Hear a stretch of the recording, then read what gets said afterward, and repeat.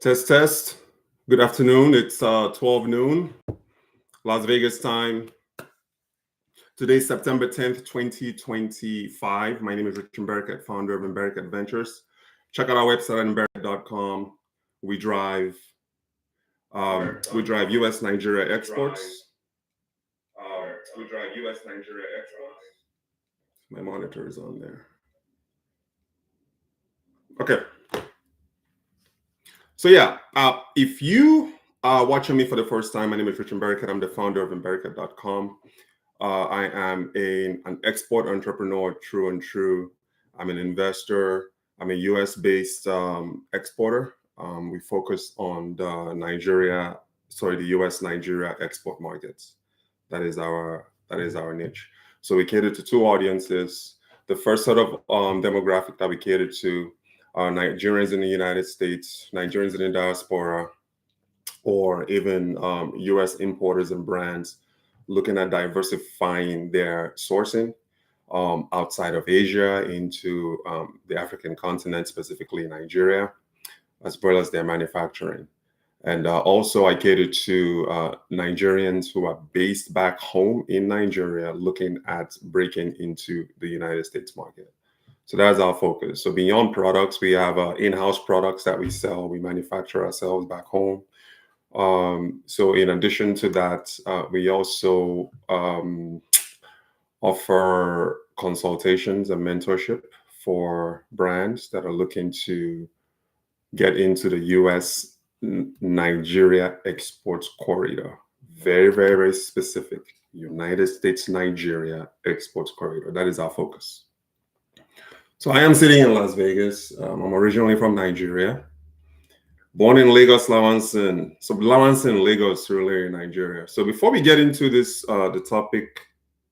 today's topic, which is going to be on private label opportunities for Nigerian exports, I want to go over some of the latest snapshots of the global private label market. So in 2024, the global private label market was approximately $915 billion US dollars, with projections reaching 1.6 trillion by 2034. That's in 10 years. So that represents a CAGR percentage of 5.9%. So CAGR is compound annual growth rate. So there's a trend here, guys, that's happening. So a different forecast estimates the market size to be about 911 billion in 2024, growing to 2.2 trillion by 2033.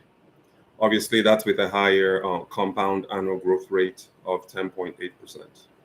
So as far as like specifics for like packaged food segments in the US, it's currently 393.5 billion, projected to grow to 518 billion by 2030 at a CAGR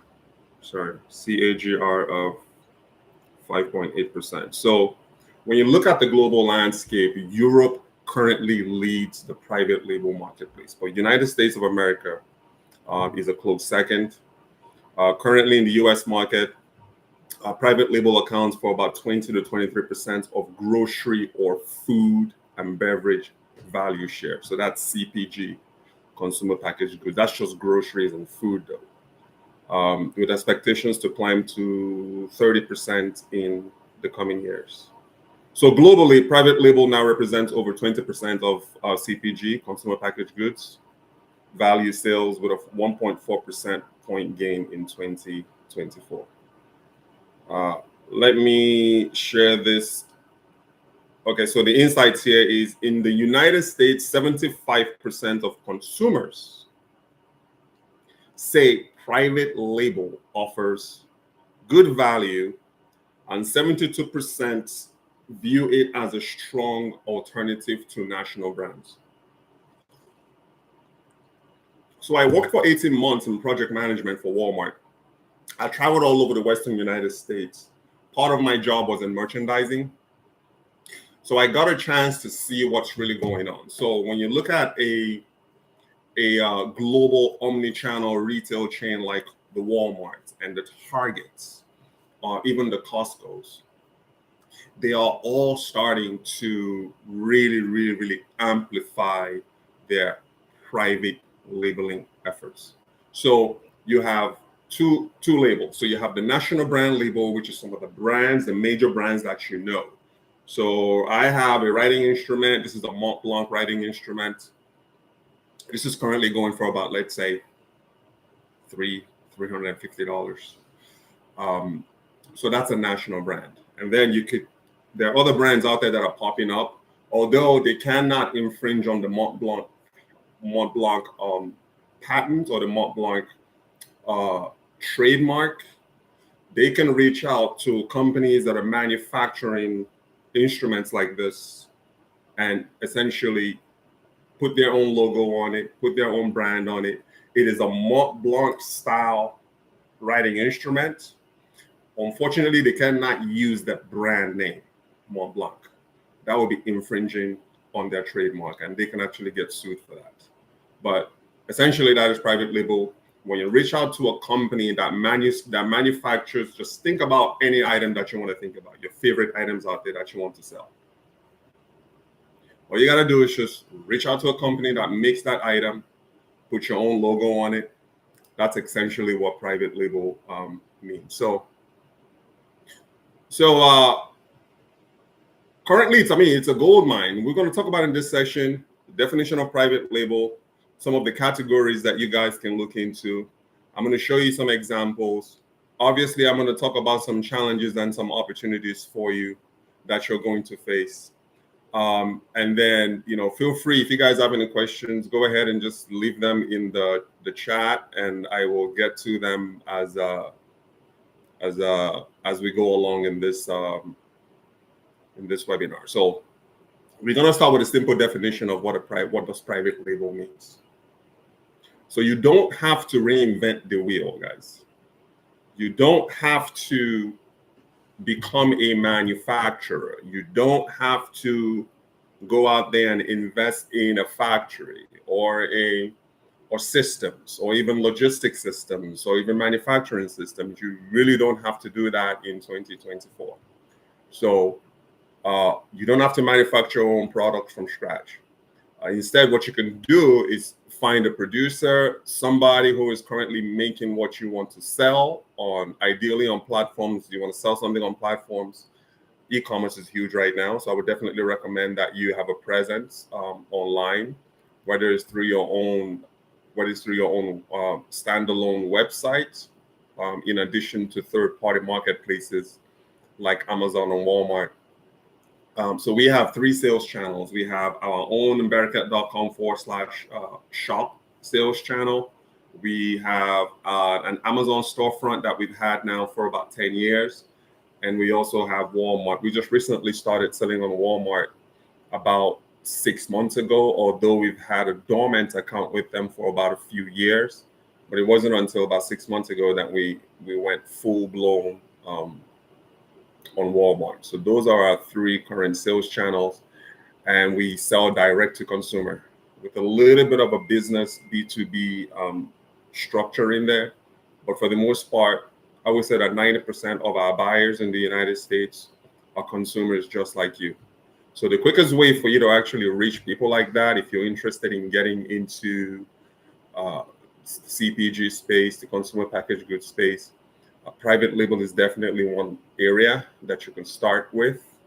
And most people, when they think of private label, they think of what? They think of China. They think of India. And rightfully so. I mean, these guys have been manufacturing for centuries. But in recent years, a lot of manufacturing is currently being diversified away from China into African countries. Nigeria is a leader in that space. South Africa is also a leader in private manufacturing. Ghana is a leader in that space as well. Although unlike China, which happens to be the world's factory, there really isn't that one definitive leader in the manufacturing space in Africa. There really isn't. So it's fragmented. right now, depending on what it is that you're looking for. So, uh, in a nutshell, that's really what it is. Find something that you want to sell. I always say find something that you enjoy interacting with and get online and start sourcing a maker of that particular product. There are several of them in Nigeria. Nigeria is a market right now that, guys, you cannot afford to ignore. It is really currently a growing epicenter for manufacturing in Africa. But with that opportunity comes a lot of risk, which I'm going to talk about, which I also think is very important for you to know. So you can then take that information and make an informed decision if you want to do private label manufacturing in Nigeria, or you want to do it in Ghana or South Africa or wherever else that you feel comfortable. So I'm going to give you an example of some things that people private label, like kitchen gadgets. They can private label that. Electronics, not so much, unless you are very, very tech savvy. You could private label electronics only if you're tech savvy. Like I'm speaking on a nano microphone right now. Listen, if you are in the electronic space, I've seen people private label microphones. I've seen people private label drones. I mean, the opportunities are endless in terms of the category, but just ensure that it's a category that you like, that you enjoy. Like, I love using electronics. I love using technology, but it's not really something that I'm interested in private label. I just don't. I'm not a geek like that. I use it for what it's worth, and then I move on from it. So clothing is another sector you can get into. And like I said, guys, China is currently crowded. I was just at the Magic fashion trade show that just happened recently in Las Vegas. And I got a chance to meet a lot of Chinese manufacturers. And the new wave of what they're doing right now in China, because it's just so oversaturated. The competition, the manufacturing competition is just so high. China is competing with India. They're also competing with Pakistan in manufacturing. So what a lot of people are starting to do right now, in order for them to be competitive, and to gain market share and grow their margins, they are starting to open factories, manufacturing plants in Africa. They're doing so in Ghana at the moment. They are also doing it in also in Nigeria. So that's the way that they're trying to stay competitive with Pakistan, and I'm looking at my framing here, with Pakistan and India and other nations. Is they are moving their factories to places where the cost of labor is low. I wouldn't say the word cheap. I would just say the cost of labor is low in Africa compared to China. So that's what's really happening right now. Again, China is super crowded. Nigeria, on the other hand, offers something entirely different. We have the population. And 60 to 65% of the Nigerian population are 34 years old and under. So there's that able population out there that can help you get into your private label manufacturing. And that is one thing that China is starting to use now, because the Chinese population is aging. And now they are tapping into the African population, which has a much younger demographic. So here's another advantage that you have if you are a Nigerian-born, US-based diasporan. You know about the culture. You know about Nigerian sentiments. You know about the attitudes and the behavior. You also know about some of the unique products that the United States consumers want. especially the African communities. But again, think beyond just the African community, though. And I'm telling you right now, you're probably thinking, okay, I want to make something. And the first thing in your mind is, let me go to China and get it manufactured.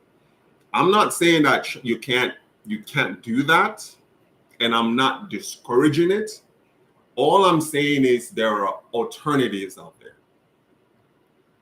There are alternatives to China. Listen, before I got into U.S. Nigeria exports, I was doing U.S. Chinese exports for 17 years, from 2003 to 2020.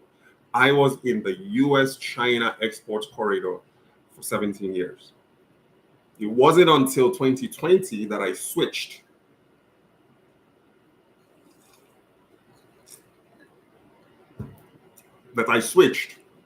Into the Nigerian corridor. So think of products that you like. Anything that you want to do, you can get it done in Nigeria. I'm telling you this, I've been doing this since 2020 for 5 years. So think of products. I'm going to tell you some categories to focus on, or that you can focus on. Spices and seasonings. You know, Nigeria and Africa, we have the world's best arable land for crop cultivating. So you can approach it from that standpoint of private labeling, organic, natural spices, natural specialty food products. But keep in mind, a lot of people don't know this. You cannot claim the word or use the word organic on your packaging unless you are a truly verifiable, certified organic foods provider. And you got to go through a process with the United States Department of Agriculture to obtain that certified stamp. They are going to want to look at your supply chain. They're going to want to look at your farm. They're going to want to look at your processing facilities.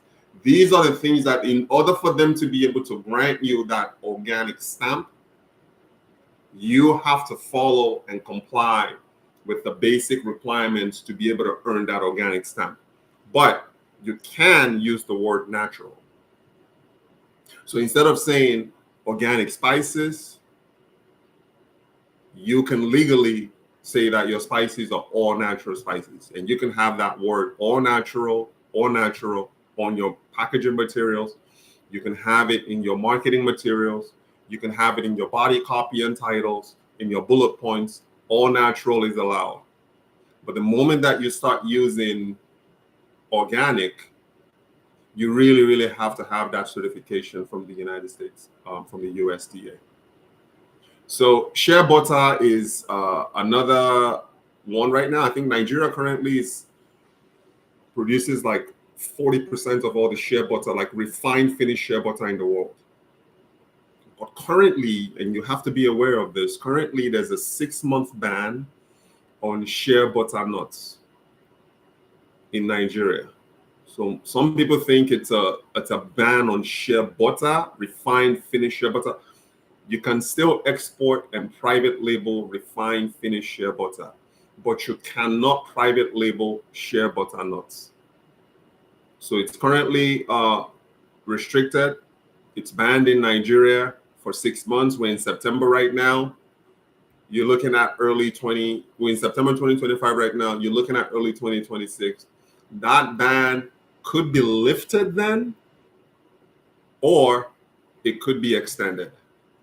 So just know that shea butter, cream, refined, anything that you can produce that's already a finished product that's made from shea butter nuts can still be exported out of Nigeria, imported from Nigeria into the United States.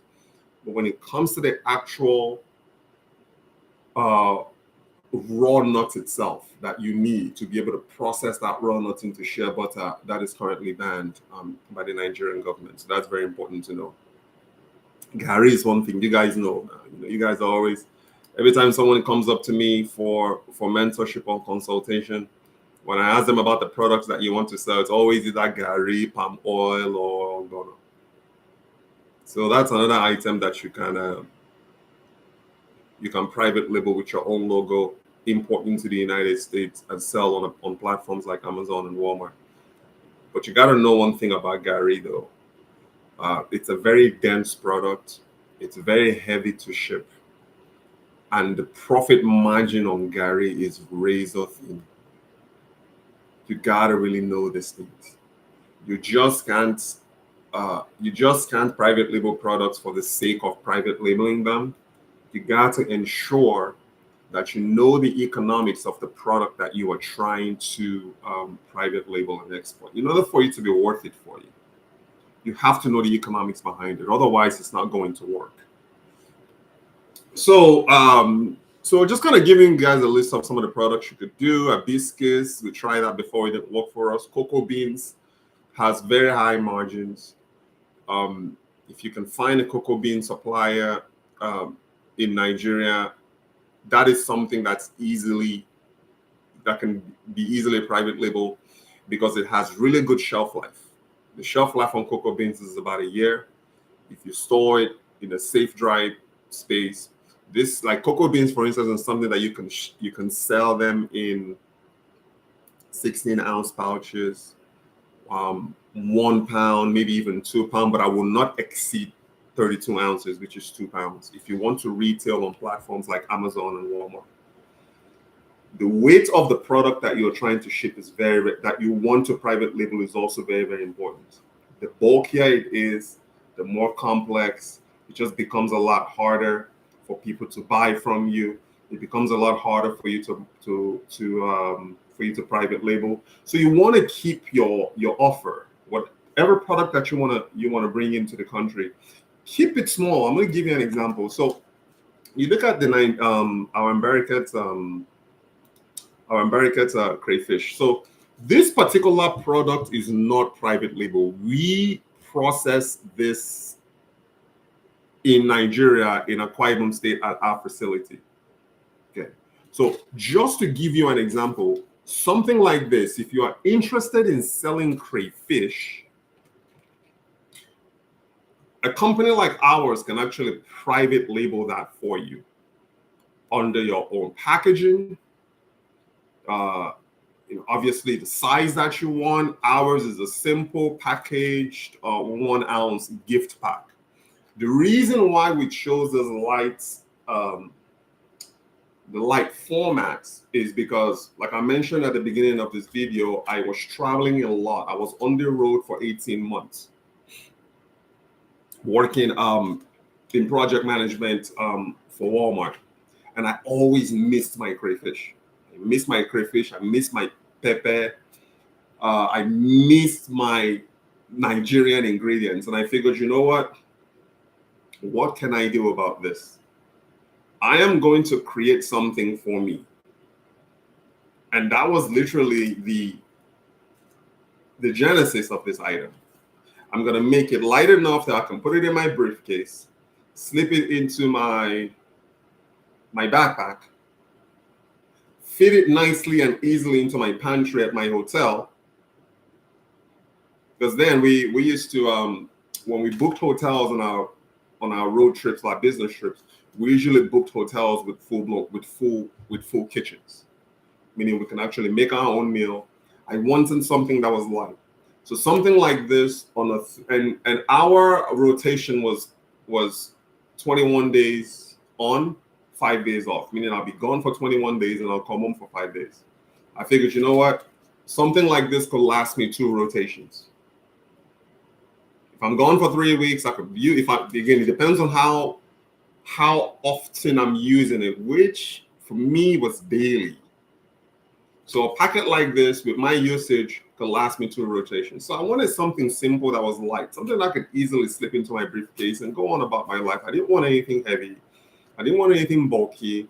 I didn't want anything too overly complex. I just wanted something simple. So I created this literally for myself, and it's one of our best sellers. Actually, it's actually our top seller on Amazon and Walmart, as well as our website. So something like this can be private labeled for you with your own logo, your own brand name, literally soup to nuts. People are not even going to know that it's from Imberica. You can put your own phone number, distributed by your own company. This is what I mean by private labeling something that's simple, that you can ship. So you can think about this. This is 1 ounce. They're selling it for $12 retail per ounce. Could you imagine how many packets like this you could fit in, let's say, a 20 kg shipment? It's quite a bit. So something like that is what you want to consider. Keep it small, keep it and keep it very, very light. Okay. So the products that I just mentioned, from the spices and seasonings, crayfish falls into that. You have suya spice, which you also sell, ogbono pepper mixes, shea butter, black soap, palm oil, gari, cocoa beans, cultural accessories like beaded necklaces and bracelets, which we also sell. These are all the products that you can actually produce. Nigerians are producing this every day. Again, remember, you don't have to reinvent the wheel. All you can do, work with current manufacturers, and they don't necessarily have to be a full-fledged end-to-end manufacturing plant.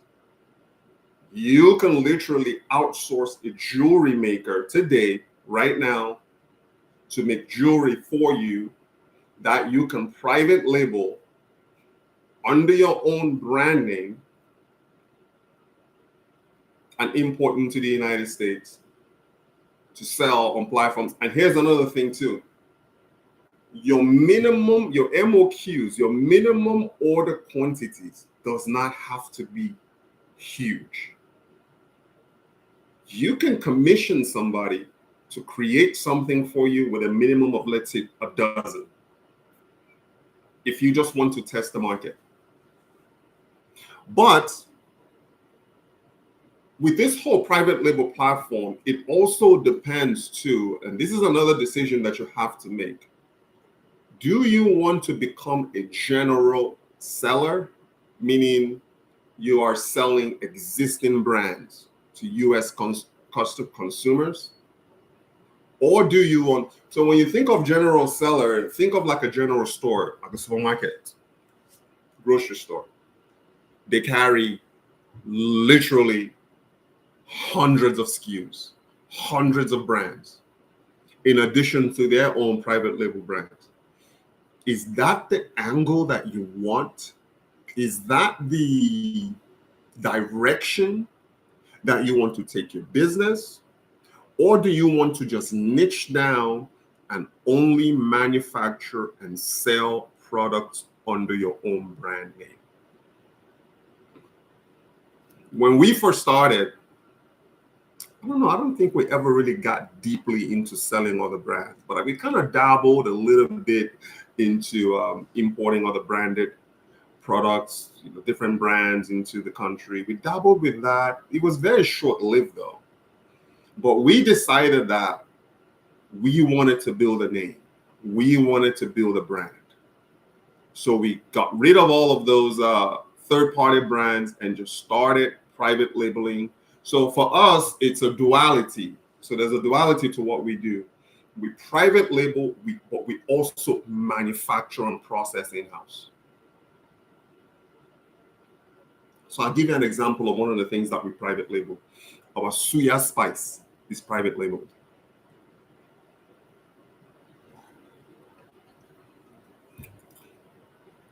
Because we work with a farming collective in Maiduguri to private label our suya spice first. They're the ones with the secret ingredient. Like, they wouldn't even disclose to us what ingredients that they use. It's that secretive. They are based up north in northern Nigeria. in Borno State, Maiduguri. We've been working with them now for about 4 years. They private label our Suya spice. Okay, we want them in 4-ounce packs. This is our logo. This is our packaging. We buy in bulk from them. They package it and process it into our pouches, and then they ship it to us. Okay. Ankara, I forgot. So Ankara bags, Ankara clothing is also another thing that you can manufacture.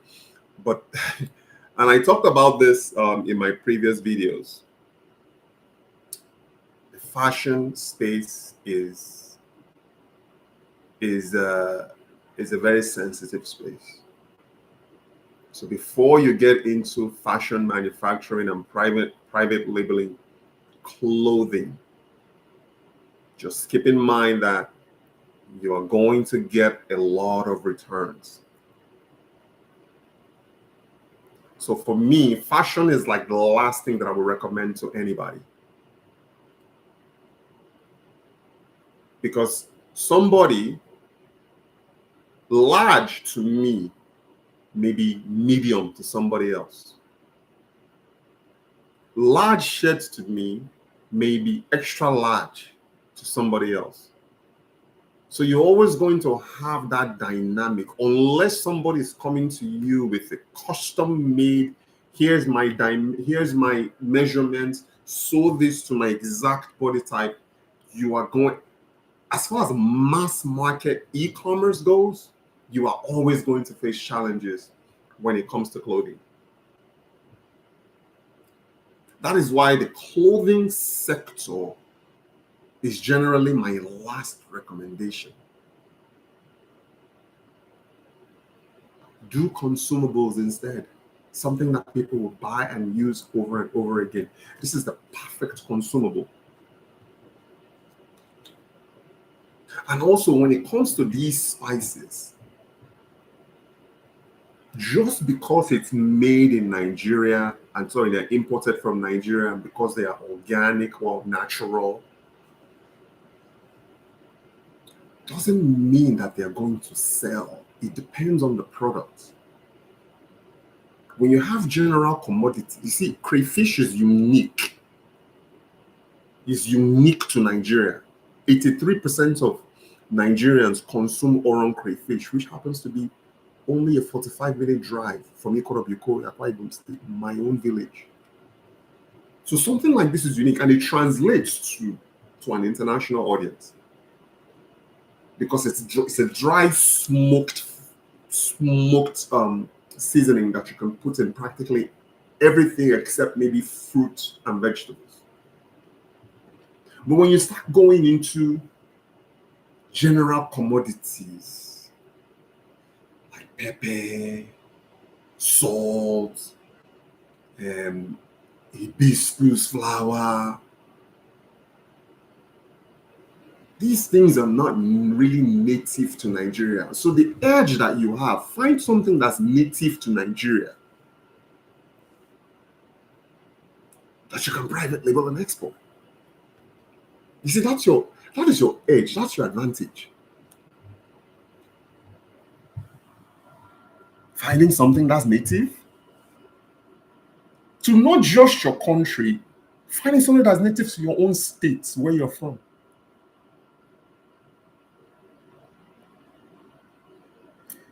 Crayfish is native to Akwa Ibom.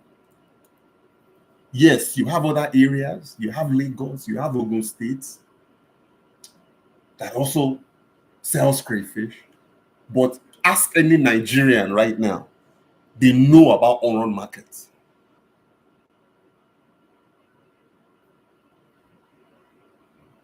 So don't look too far from home. Your wealth can be in your village. Your wealth can be in your own state. And when you've come up with these ideas of what you want to sell to the world, don't take it to China to manufacture. Look for manufacturing solutions right there in Nigeria. How much to spend on ads as a startup? ABA.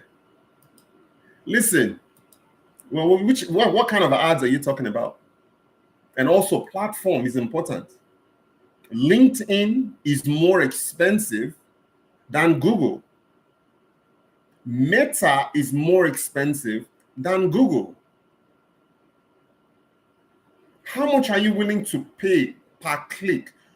Amazon ads are more expensive than Walmart ads because Walmart is still growing as the number 2 e-commerce platform in the United States, whereas Amazon has already been around for a while.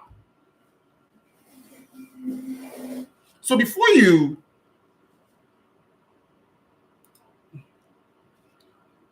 so it varies. It really does. It varies on the platform. It varies on the product that you are trying to sell. Some products, when it comes to advertising, are more competitive than others. You see, when you have an item like crayfish that I'm just talking about, and you are trying to compare it to, let's say, black soup, that is very, very competitive, you tend to pay a lot more per click.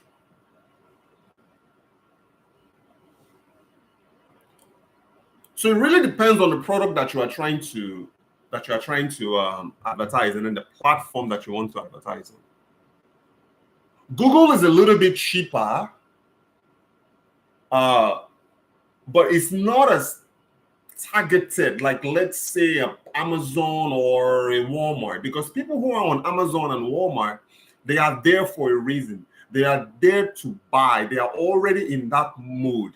If you are going to Amazon, you are not going to Amazon to shoot the breeze or to read stories. Anytime that I'm on Amazon, I'm there to buy something. If I pull up Amazon right now, I'm there to buy something. And if I'm searching what I want to buy and your ad doesn't pop up, I'm going to buy what pops up that's within the price point that I'm willing to pay for.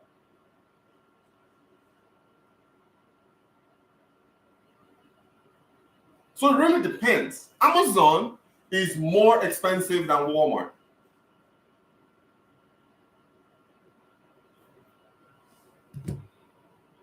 So as far as how much do you want to spend, what is your daily budget?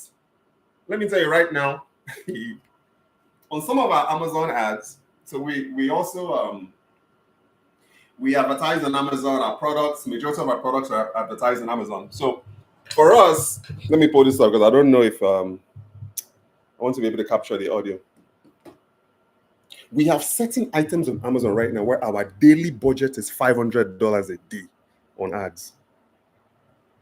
So our daily budget on ads range anywhere from $100 a day to $500 a day, depending on the product. And we have like 10 ads running at the same time, all with a budget of $100 to $500 a day. I'm not saying we spend every penny of that because we don't, but that is our daily budget. Now, as far as what should your ROAS, your return on ad spend, ROAS, what should it be? You generally want to aim for $3 to $4 per dollar spent. So every dollar that you spend, aim for a ROAS of $3 to $4 for that investment. You also have to look at it too from the lifetime customer value of that ad spend. Because you may think that you are overspending today, but just think of the lifetime value of that customer. If your product is good and it resonates with that customer, they will come back over and over and over again to buy from you. So let's get into the keynotes as far as like the untapped manufacturing capacity of Nigeria. Let me tell you something. Nigeria has a lot of small to medium enterprises, producers, manufacturers, and they are looking to get products out of Nigeria.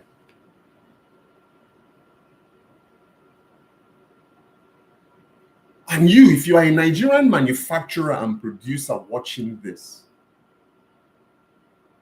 I know a lot of you want to sell your own brands, you want to just sell your own logo. Stop that. Open up your business to private label. Start offering private label services to international brands. Instead of focusing on trying to sell your own brand name, I just told you, we invest anywhere between $100 to $500 a day in advertising. Do you think I'm going to invest that kind of money to promote your product or your name? I'm not going to do that.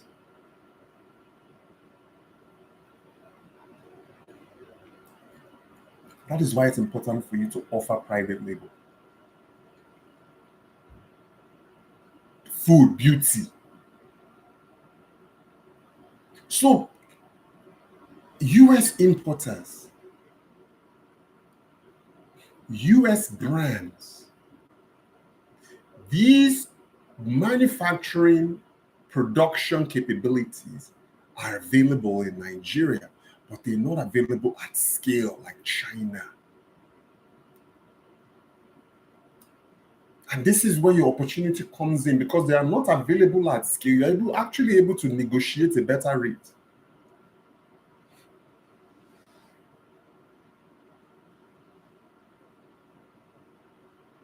You are able to negotiate a better rate because they're not available at scale. Some of the top small to medium-sized manufacturing plants in Nigeria, if they are doing $10 million naira a year, they are lucky. Most of them are not. Majority of them are like maybe 1 million a year, 1 million naira a year. That is peanuts. So I'll give you an example of a product, and we've since ceased private labeling this product. So our honey, we used to private label and bring in Nigerian honey. Sold very, very well for us. But the issue we had with the honey value chain was we were experiencing a lot of spillage in transit. And as at that time as well, there wasn't really air freight options available. So you have to ship. Most Nigerian air freight carriers, like the DHLs, Federal Expresses, Delta Cargos, they will not transport honey via air. You can only go through sea. And again, remember, just like Gary, honey is also very heavy. And the price points, like we were actually premium. We were selling our honey, our jar of honey for $12. Sorry, not $12, $20 a jar. So landed was around $10. So the profit margin there wasn't really encouraging for us to continue. But the point I'm trying to make is we hired a honey factory that's already producing honey locally in Nigeria. I'm talking about a factory, not your little mom and pop backyard manufacturing. That's not what I'm talking about. This was a NAFDAC certified facility. That's another thing you want to do when you are manufacturing in Nigeria. Always optimize for a NAFDAC facility, just for your own protection. If it's somebody making something in the backyard, your cost may be lower, but there's also risk associated with it, because you are dealing with uncertified manufacturers and uncertified and unvetted facilities. So you can partner with these producers. Some of them might even be willing to offer you supplier credits. This is after you've gained a working relationship.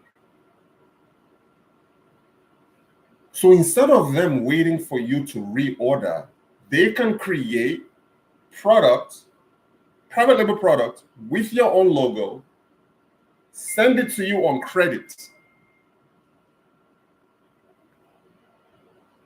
We are talking to a cocoa supplier right now to do that.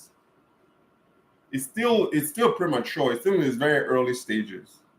But yes, we're looking into that. Cocoa beans exports, private label under the American brand on a supplier credit basis. Meaning we have the capacity, we have the US storage side, we have the US market audience that we have the Amazon and the Walmart sales channels.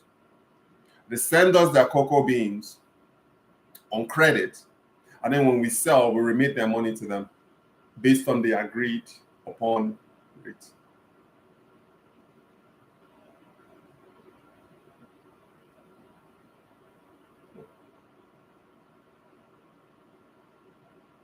What's the total? I'm talking to my team in Nigeria.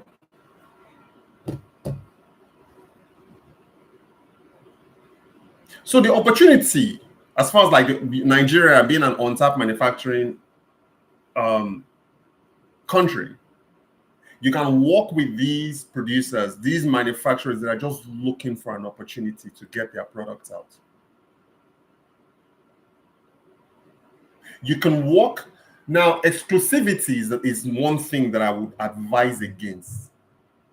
And I'm speaking directly to the manufacturer here.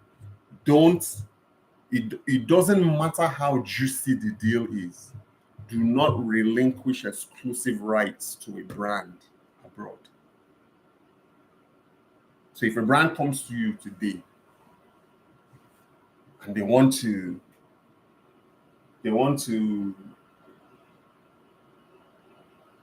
partner with you or collaborate with you on doing on private labeling your product, and then they ask for US exclusivity, unless that brand is tried and true, unless that brand has a track record of excellence and success, don't give that exclusivity to them.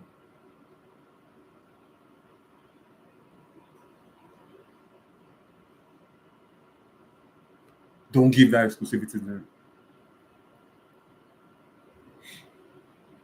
Private label, whatever they want, you give it to them on supplier credit, but you can also do the same for another brand. So if brand A comes and they want you to private label this Burt's Bees chapstick, same ingredient, same product, you can give it to brand A on a private label with their own brand and logo. You can brand B comes, you do the same for them. Brand C comes, use them, and they can all compete among themselves in the United States market to sell that particular product. But don't tie yourself into an exclusive deal unless it's, let's say, a Walmart. If Walmart comes to you today and says, hey, I want an exclusive, if Walmart comes to me tomorrow and they say, give us an exclusive private label deal on this crayfish that you have, I'm going to say yes, because they have the reach.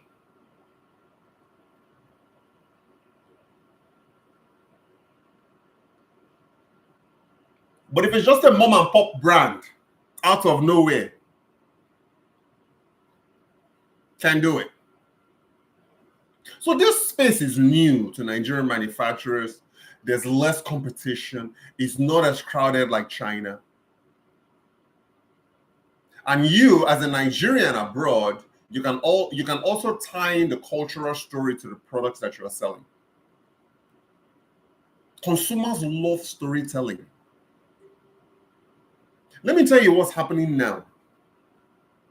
I forget the name, but there's an app now that you download the app. I don't have it, but I've seen it at conferences that I go to. You can download this app on your phone, and every product that you scan, let's say you scan this product right now, it will tell you the backstory of that product, where it originated from, the people behind it. That is where the future of CPG is going. Product storytelling. So if you can, and that's actually one of what I would say differentiates us from most sellers on Amazon and Walmart, most African product sellers on Amazon, is we really intensify and focus on the story behind our products.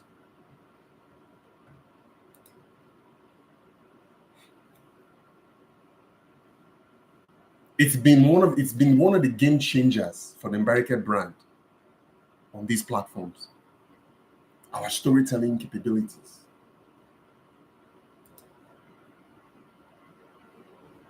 Now, challenges that you are going to face. Most of these manufacturing facilities in Nigeria, they are not really certified. They don't have FDA certification. They don't have ISO certification. They don't have organic certifications for those who are looking at organic products. Quality control is also a little bit inconsistent. So the gain, competitive, higher margins for you, you can negotiate great rates, but the pain, most of them still lack an international standardized processes that China has. Quality that China may have. I'm not saying Nigeria doesn't have quality goods. We have quality goods, but some packaging might be poor. And some of the packaging does not, most of the packaging when it comes to Nigerian products don't really meet US retail standards. But that's where you come in and ensure that it does.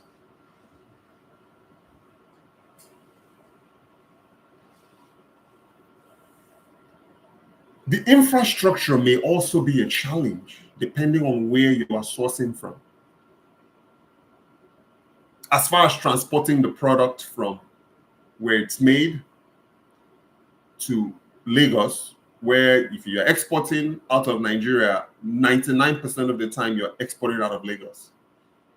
Unless you are in the eastern part of Nigeria when you are exporting from One. But for the most part, you'll be exporting out of Lagos. Again, depending on where your goods are manufactured, you got to consider that infrastructural transportation logistics. For us, we manufacture mostly in Akwa Ibom State, which is in the south part of Nigeria, but we export from Lagos. We've just recently started sending our goods from Akwa Ibom to Lagos via air cargo.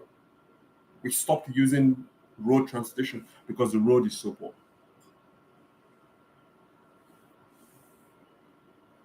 But here's the good news about those challenges, guys. There are opportunities for you.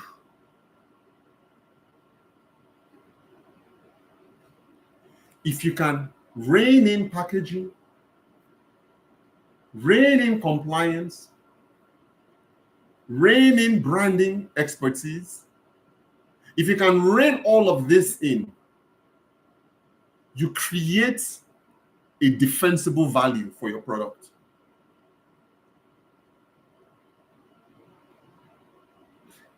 In comparison to China, where all of these things are already in place and they've been in place for centuries, but that creates, it limits your, it lowers your profit margin. In Nigeria, you can command a higher profit margin and just tweak these little things that I talked about, the packaging, the branding, the quality.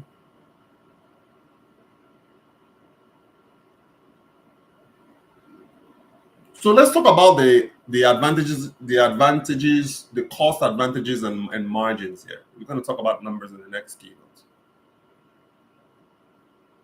So you understand that private label only works if you can buy low. Then you add value.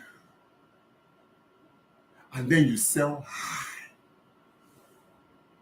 That is really the economics of private label. Buy low, add a bit of value, sell high. Nigeria is the best place to do this, not China.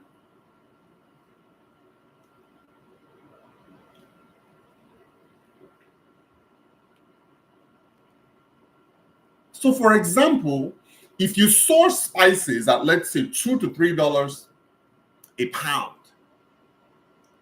you can retail it for $15 to $20 a pound in the United States. Soap made for less than $1 can be retailed for 10 in the United States market. Gari that you are landing at $1, you can retail for $12 to $15 in the United States market. So the cost advantages are actually in your favor. And the margins are also in your favor. So what you're going to do now is the amount that you have saved on these margins that you've created for yourself, you can then turn around and invest that money into branding. Somebody asked about digital ads earlier. You can invest into advertising. And most importantly, you can invest them into compliance, risk mitigation.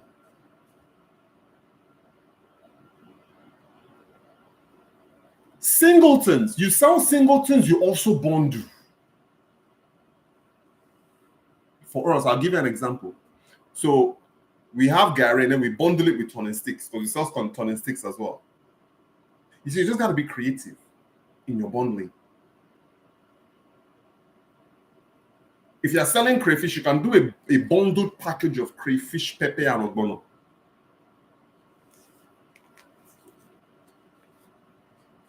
If you want, you can do a bundled package of crayfish, pepper, ogbono, suya spice.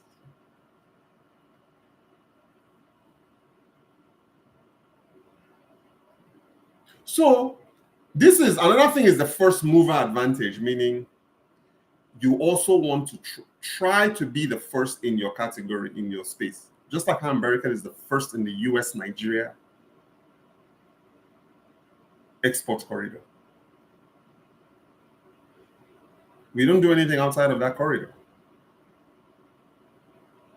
But the more that you start looking into Nigeria for private labels and you actually stay disciplined and focused on that market, it's not as if something happens today, when you have a hiccup today, you run away. It's a marathon, not a sprint. So those are the opportunities when it comes to the cost advantages and high margins. Now we're going to talk about the challenges, because we can't have opportunities without challenges. Logistics, shipping costs. I just got let me tell you what I'm so I have a shipment right now in Nigeria, a 101 kilograms. I'm paying 1.5 million naira to ship it express through FedEx Courier. That is a little over $1,000. But here is what allows me to be able to do that. I buy low, I add value, and I sell high. My margins are so high on this particular product.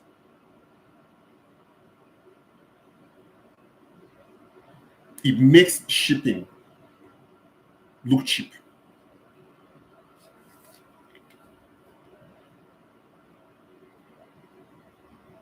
For you guys starting out, air shipment is your best bet.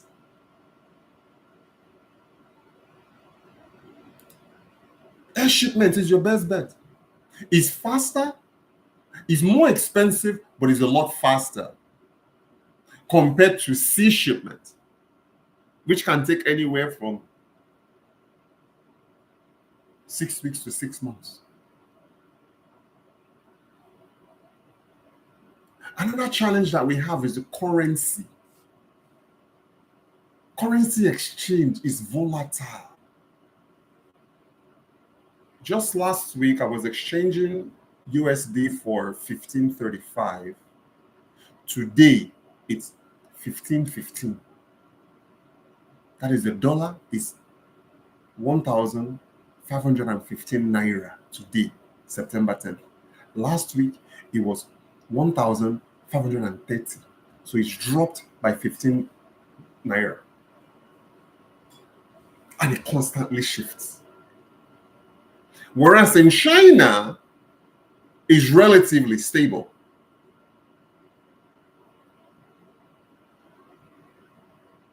So when it comes to like now, obviously with the global exports, there's the tariffs. That's another thing too you got to factor in. Actually, which puts Nigeria at an advantage because we have 15% compared to some of Chinese products. If you want to manufacture and do private label from China, you can pay as high as 100% tariffs.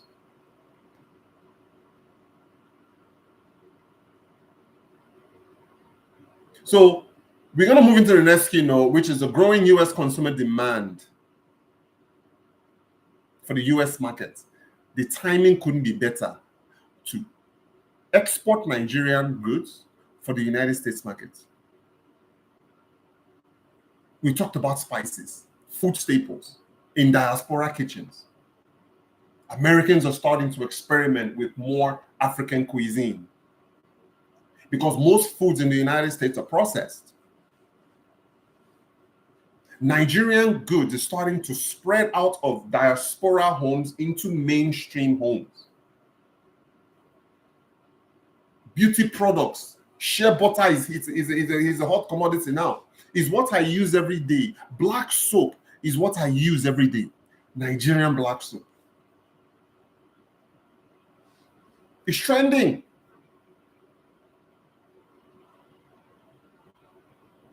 Cultural accessories, Ankara beads.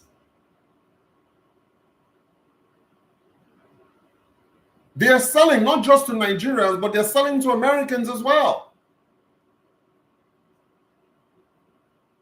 These are things that you can private label. Find somebody that can make these things for you. Instead of you carrying that person's brand, make your own. Let them make that same jewelry for you under your own brand name. That's the opportunity. Now, we're going to talk about, so we're going to keep talking about the opportunities here. Diaspora opportunities, obviously, loyal customer bases, early adopters of Nigerian goods. Social media influencers are promoting more and more African products. Consumers are now willing to pay premium for high quality African products. Get into that space.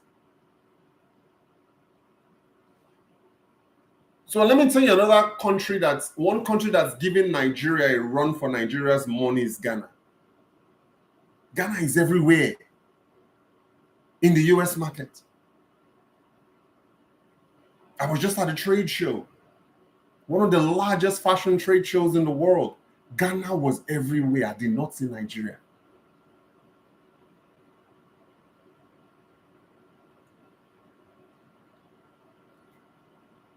If Nigeria produces 42% of the global shea butter nut in the world, Ghana produces more because Ghana is the number one producer of shea butter nut in Africa.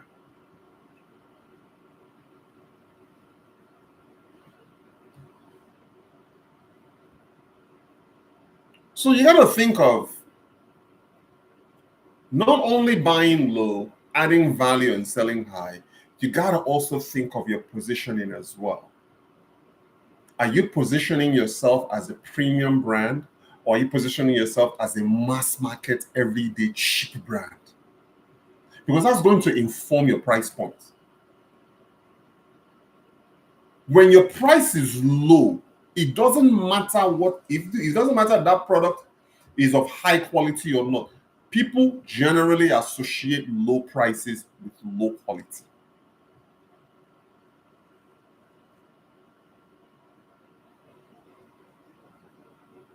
So your positioning is key. Don't compete on price alone. Get strong in your storytelling. Know your supply chain. Be able to break down every component of the product that you are trying to private label and sell. What is it made of? If I want to manufacture this microphone today and private label this microphone, I'm going to break it down from head to toe. Every single component that it takes to make this microphone, I want to know.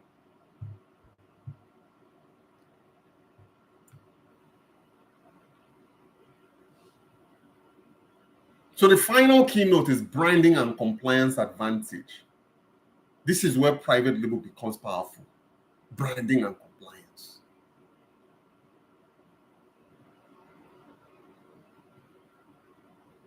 Your packaging. Make made in Nigeria prominent on that thing.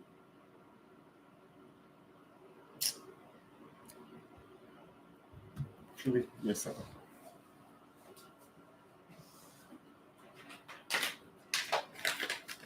So let me give you an example.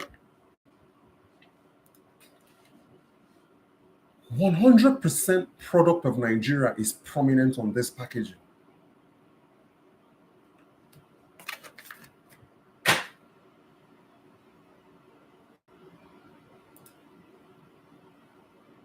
That is part of our storytelling. We want the world to know that what we are exporting out of Nigeria, what we are importing from Nigeria is truly, truly made there. And for you guys who are doing to like food, if you want to do food or cosmetics, remember you gotta stay FDA compliant. And you can't make claims that are not clinically proven. Before you say something cures this and cures that, heals this and heals that, you gotta make sure it's clinically proven.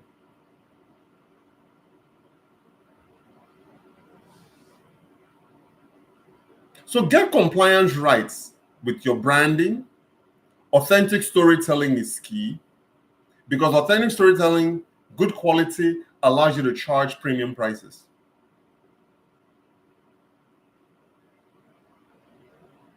Your challenge will be ensuring that you are FDA compliant, and that's a different topic altogether. I have a few on my YouTube channel. I encourage you guys to actually go and binge watch and search FDA on my YouTube channel. I have quite a few talking about the FDA. Make sure your business is FDA and USDA compliant.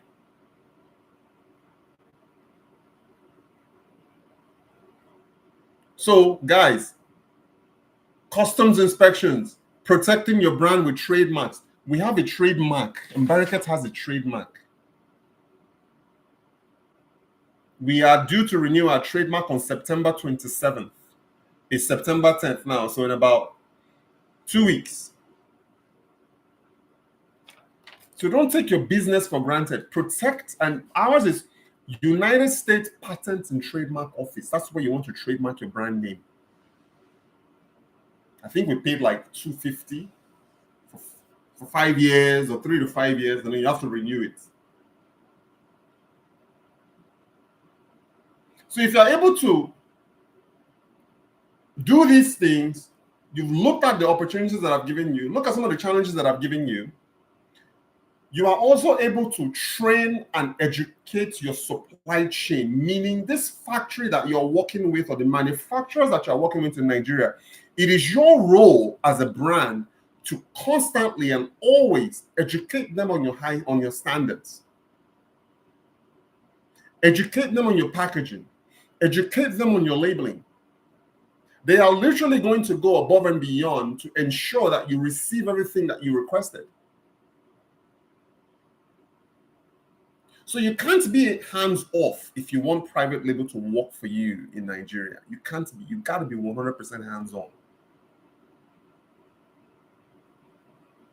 So all of these challenges that I mentioned, solving them builds your brand. You know why?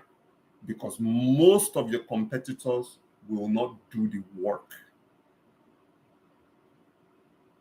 That's what separates you.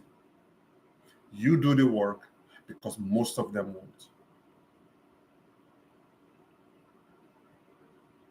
So, which product categories are you most interested in private labeling? Post in the comment section. What concerns do you have about sourcing from Nigeria? Post in the comment section.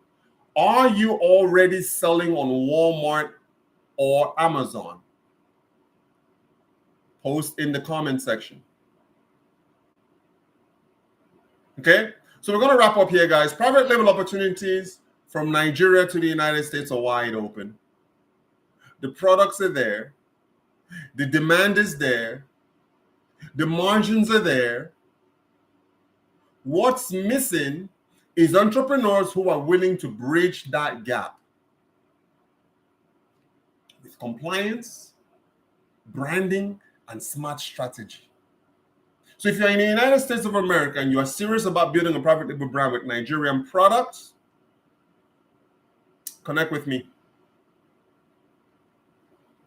At my company in Bereket, we help entrepreneurs like you navigate sourcing, compliance, logistics, and branding so you can succeed in the United States and on platforms like Amazon, Walmart, as well as your own e-commerce website. So be sure to share this link, guys. Thank you for joining me. Don't forget to subscribe, and let's keep building smarter with exports, smarter exports together, okay? My name is Richard Bereket. Visit Bereket.com. Look at the mentorship tab. Look at the consulting tab. Look at the conference tab. And whatever suits your most immediate needs, feel free to reach out through those tabs. All right? All the best, guys. I will talk to you guys later.